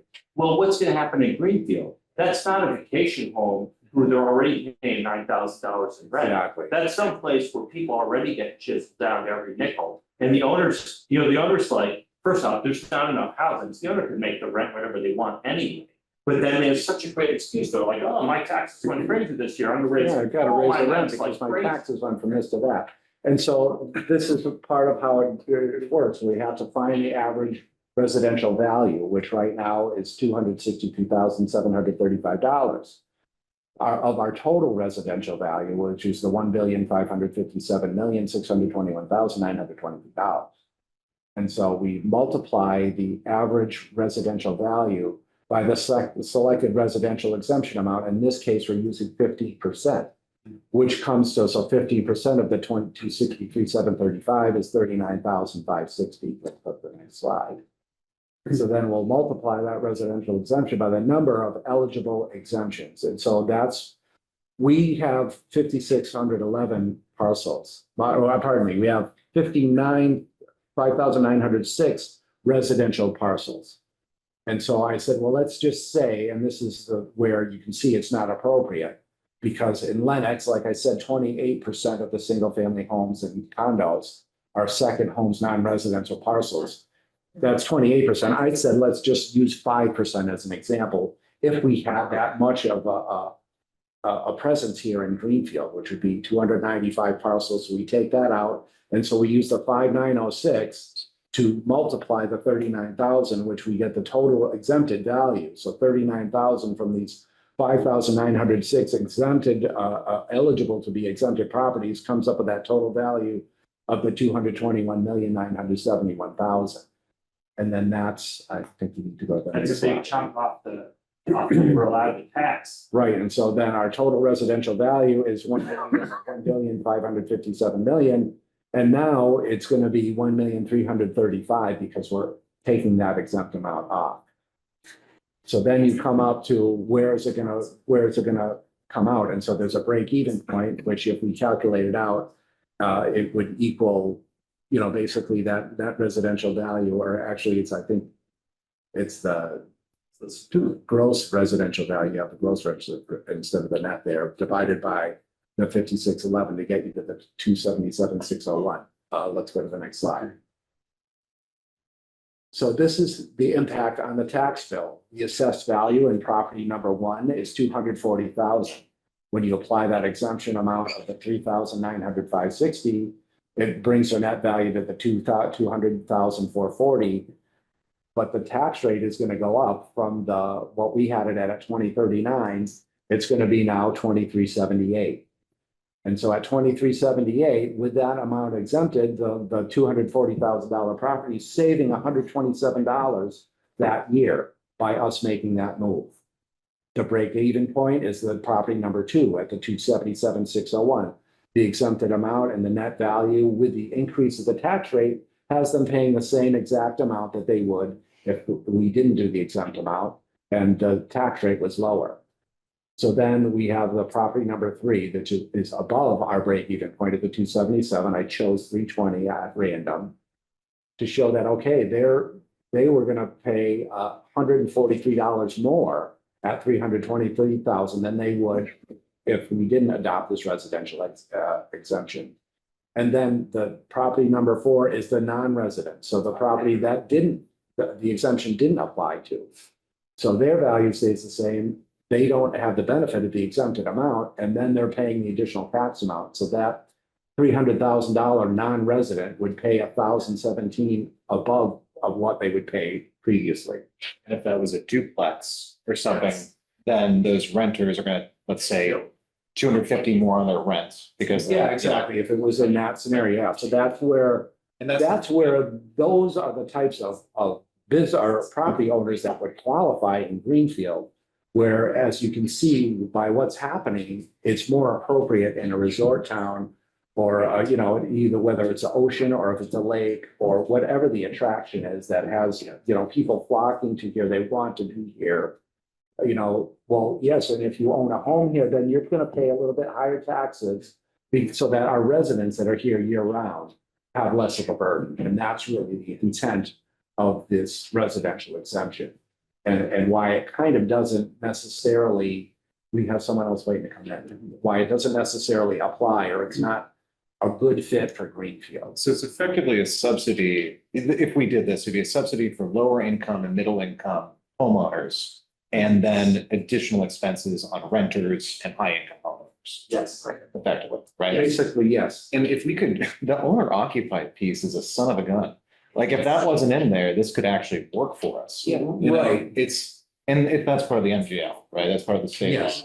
So there's, and you can see why they did it. Because they want to, yeah, They want to encourage, right, if you own a home, you're gonna keep it up, you're gonna be part of the community, right? We want more homeowners and we want less, out of town landlords, but we also want do this. affordability. Yeah, and if you own a home here that you're renting, for, let's say, $2,000 or $3,000 a week for Right, right. 40 weeks of the year, This is a sticky wicket. then that's why, okay, you know what, I don't mind, I'll pay that extra 1,017 because I'm making so much money. And I have this beautiful house and this, very sought after, place to be. I said, Lennox, and it's not really as big a thing there as it is at the Cape and Truro. So other, anywhere on the Cape, all those, people having, these are an investment property. And that's what I'm doing is I'm renting it by the week and getting, like I said, $2,000 or $3,000 per week. So I'm clearing hundreds of thousands of dollars by having my home in this community. I don't mind paying an extra 1,017. And, because I wasn't here, because I'm not a resident, I couldn't vote on it anyway. And all the residents that were there that are feeling the effect of having their value be inflated because these investment properties are selling for a lot more. That it lessens the impact on them. So is there a limit to how large of a owner occupied facility there would be?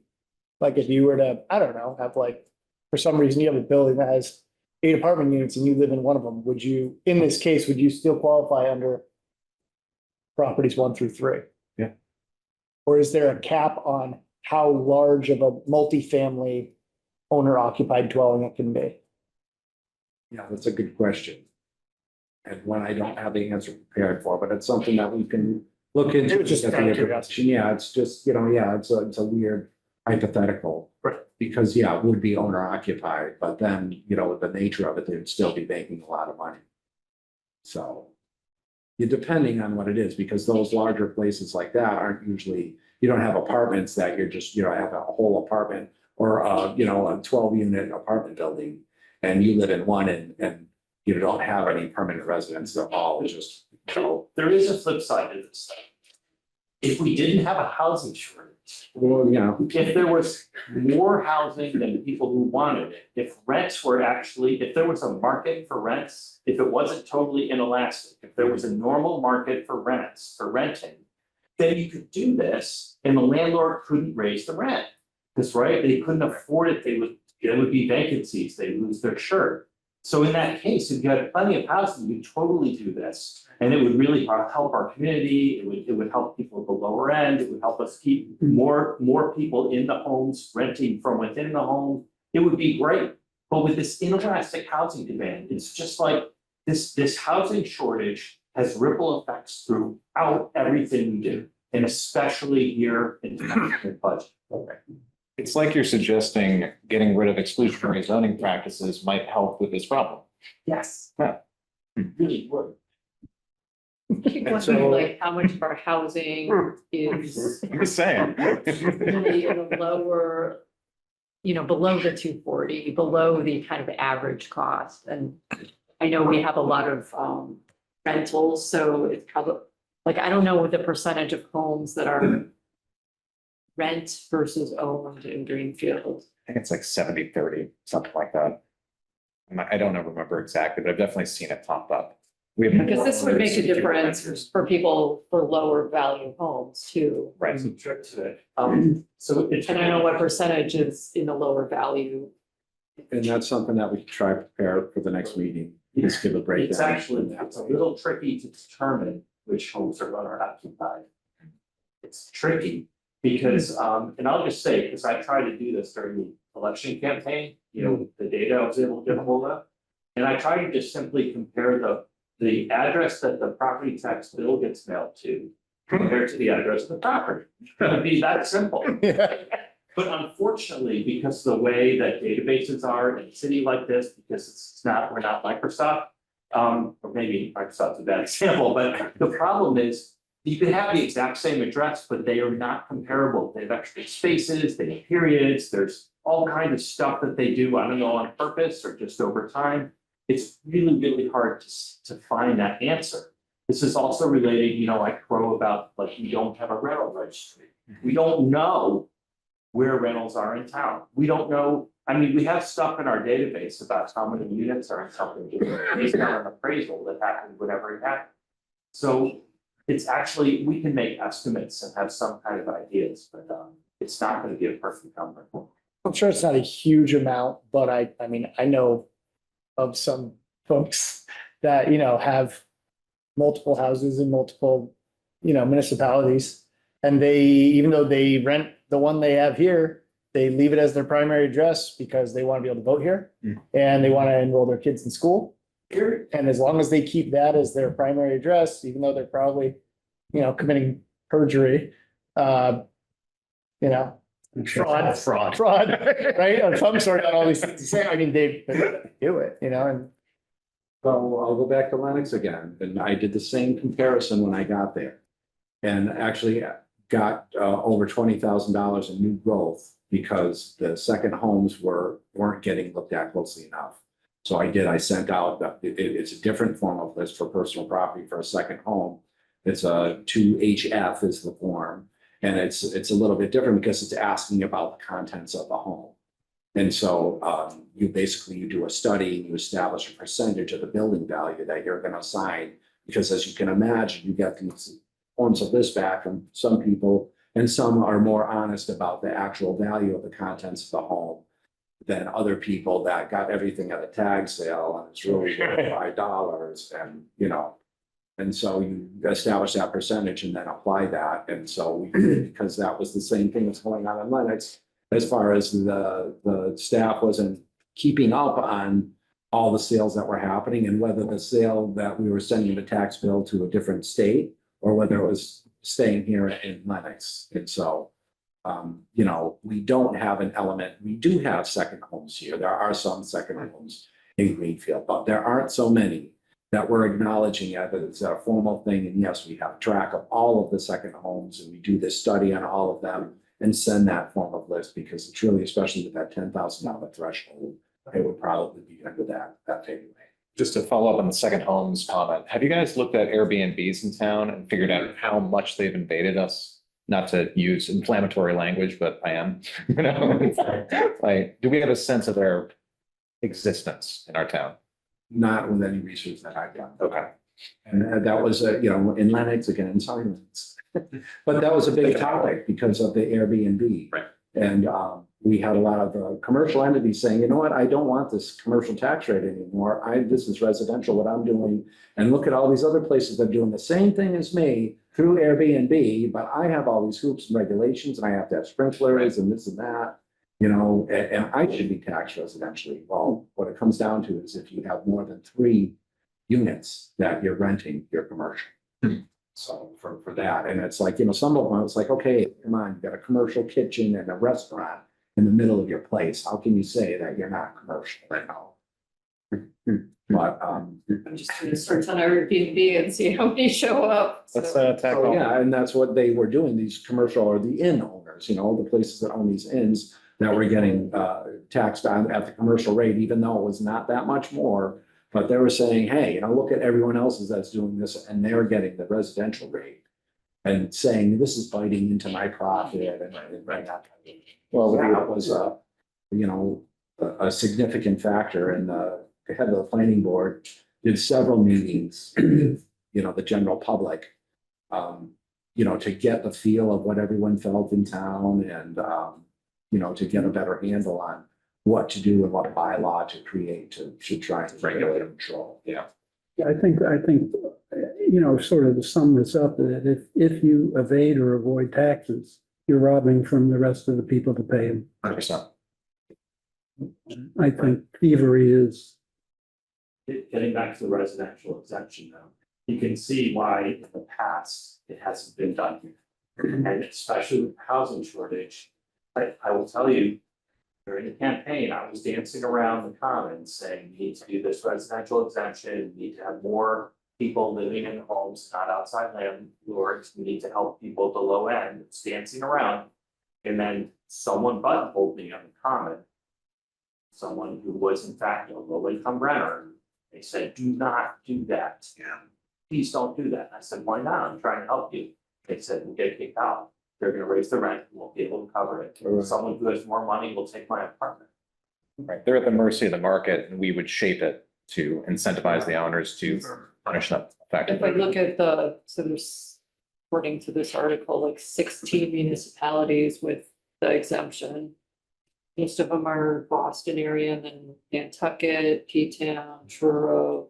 Right, and that's why I'm saying it's more of It these really is. resort communities. There are some like Boston, okay, Boston isn't the same thing, but and there's a couple others that they give as examples in a recent article of the city and town, which is something that comes from the Division of Local Services.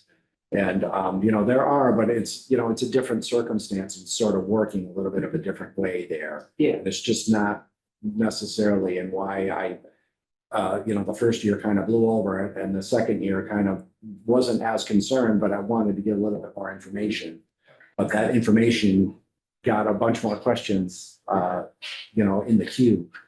And so I'm glad that we're doing that this year and trying to address these things so that when it comes time to vote, because that's one of the things that we're doing, we're voting on, like these 5 different things, whether we're gonna do this, or whether we're gonna do this, yes or no. And so to present that information to the council and just say, well, take my word for it, we don't. I'm comfortable with that. No, it's great I want these information. questions and I want to present because I want you to know. Yeah. I've got like 5 videos from the Division of Local Services that I think should just be in a package that every new counselor should have to watch. Sure. One of them's about Prop 2.5 and, new growth and all these other things. So actually I plan to try and get them just as a link on our website, just have them right there. It's a YouTube video. Even Please email them to the whole council, I think, because we have many new councilors. These would be great to have as well. Oh, yeah, like you said on the website, then, Yeah, good, yeah. If you get them, to at least us. Yeah, Yeah, we can send, well, and really, you guys. Some of those are spreadsheets, would be nice for hard copy. Yeah, whatever you want, and Yeah. that's why we're having the meetings now. I don't actually. Get I the do, questions but so I- that- it's in our budget. Clerks. Yeah, That's true, it is. Other than the 10 years of tax rates that you want, is there anything anybody else wants from us? Something I asked Chuck to see if he could The find. vacancy Yep. slide that I did Yep. for my. Yep, and then I actually just had one other question about something Chuck mentioned with a rental registry. Have you seen instances where that's existed, and do you have Oh, any? yeah, lots of towns have it. It's often run by the Board of Health. That was gonna be my follow-up. Some towns it's run by other offices. Yeah. I suggested we should do that for a lot of reasons. Yeah. I don't think it should be done by the Board of Health though. Okay. It's more of a central thing. As you can see, yes, the Board of Health is gonna wanna inspect out every apartment, that people are renting. But you can see how important it is financially to know which properties are owner occupied, to know how many units are in there, to know how many people are in each of these units. It would be possible to do this because we have a town census. In that census, everybody says what their address is, including apartment 2A. Problem is, there's any resident, any renter can tell the post office they have any address. They can say, I'm in apartment 78 on a 3-unit property and just put 78 on the door and they'll get mail. There's no law or rule. So only by this census is the only way we can even figure out what the addresses are. If we wanted as assessors, if we wanted to, ask people, what's the value, how many tables do you have in your house? Because, that's considered personal property, it's rental, right? We can't even send those out. We don't know apartment numbers. We don't know where people live.